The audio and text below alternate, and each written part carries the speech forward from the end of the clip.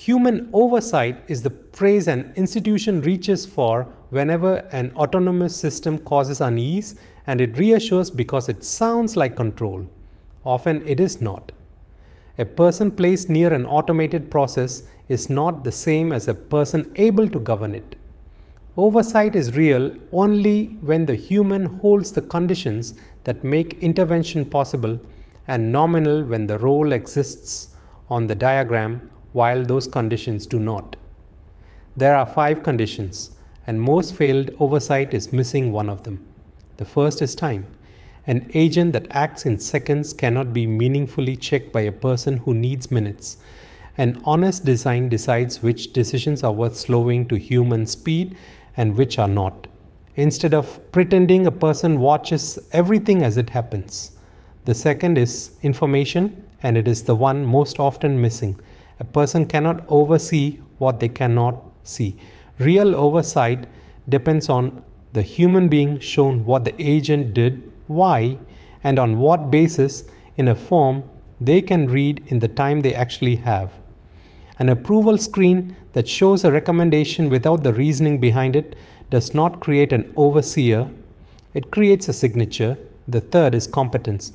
The overseer has to understand the work well enough to disagree with the agent, not merely acknowledge it.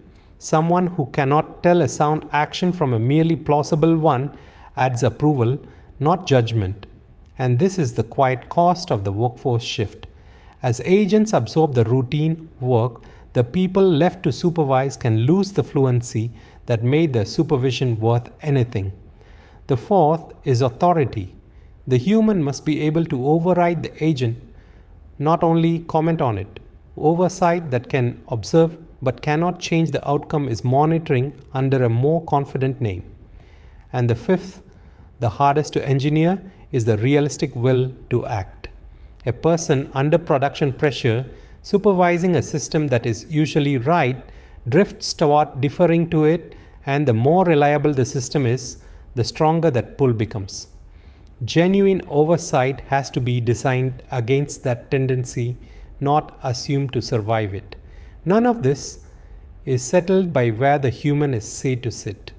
Approving each action before it happens, or monitoring a running system with the power to step in, can each be real or hollow. What makes either one real is those conditions, not the label on the diagram. A human placed in the loop without time or information is as nominal as a human kept on the loop without authority. In our example, the human decision required above Mithras Bank's release ceiling is meaningful only if the case manager can see the evidence the agent relied on, and the reason it proposes to release has the standing to refuse without that refusal being overridden outside the same control process, and is not judged solely on how quickly the queue clears. Measure that person on throughput alone, and the override becomes a formality in all but name. Oversight, control, and security are all ways of keeping an acting system answerable to the institution that runs it, held together as an everyday practice rather than a drawer of separate safeguards. That is what responsible AI actually means. Responsible AI is usually presented as principles: fairness, transparency, accountability. As values, they are easy to agree with and just as easy to set aside, because a principle does not act and an autonomous system does. Treated as practice control, the same commitments become things the enterprise does on the running system and can show it has done. Bias is not checked once at launch and filed away. Responsible practice watches the live system for a pattern of decisions that disadvantages a group the enterprise never intended to, and treats a drift in that pattern as an operational signal. Transparency earns its name only when it is usable. What matters is whether the overseer, the customer, the auditor, the regulator can get an account they can actually work with, not whether every internal step could in principle be exposed. Fairness claims should arrive with the test that backs them. Accountability has to land on a named owner who can be asked to answer, because a great deal of responsible practice is simply the refusal to let the system did it stand as a reply. And explanation has to attach to a real decision, one a person reads before acting or an investigator reads to undo what was done. An account that informs no decision is paperwork, however complete it looks.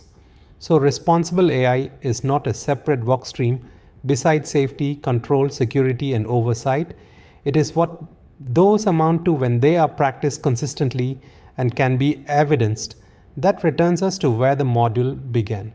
Autonomy is safe to grant only when it can be bounded, defended, and stopped.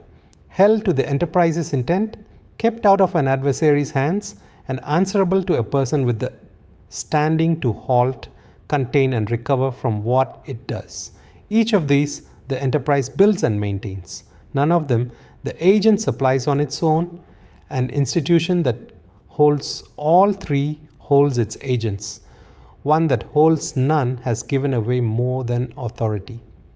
It has given away its ability to answer for what is done in its name. And there is one thing in this module that cannot be designed or delegated below the top: the decision about who is accountable when an autonomous system acts and on what terms the institution lets it act at all.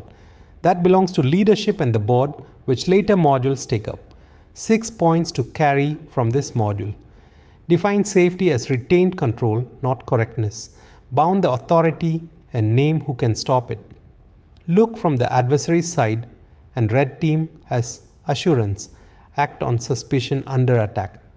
Contain, halt, preserve, recover, explain last. Make oversight real, not nominal. Time, information, competence, authority, will, and practice responsible AI as control, not as a poster on the wall. Autonomy is safe to grant only when it can be bounded, defended, and stopped.